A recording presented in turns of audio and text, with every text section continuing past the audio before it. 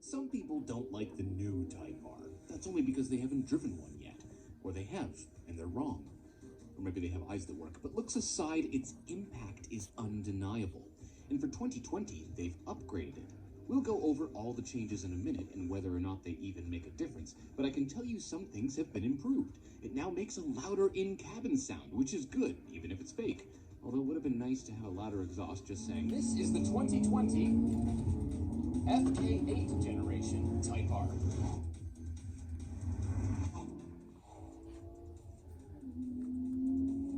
You're watching Throttle House.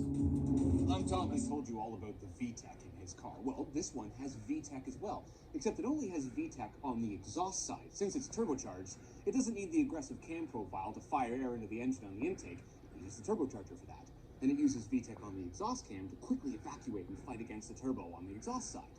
However, for 2020, the thing that really interests me is that Honda has upgraded some bushings around the car. They stiffen them. It has lower friction ball joints, which means that what they've done is improved the only thing about the Type R that I didn't think needed any improving: the suspension and steering. So that means that now in R Plus mode, the car's even more precise. Listen, I knew there were suspension changes before I drove this car, but I didn't think I was going to notice them. Maybe I'm only noticing them because I've been looking for them, but in R Plus mode, the front end is heavier and there's less slack in when I deliver an input and when the front end makes a motion. So here, turn in we go. That's crazy.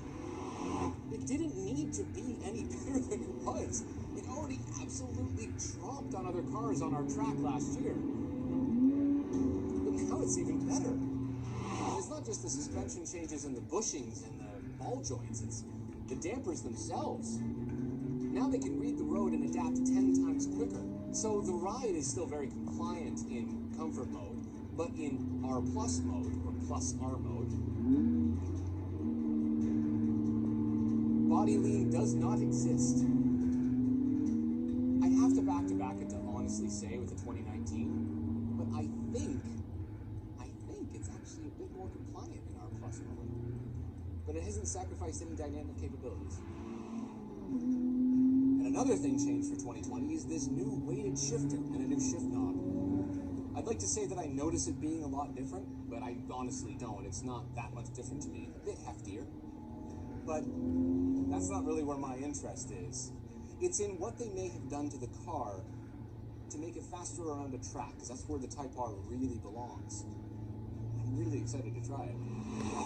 Oh, also, new brakes, 2-piece rotors, less unsprung mass, more stopping power.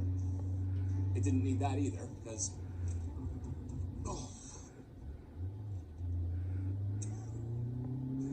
this car is such a weapon. If I was going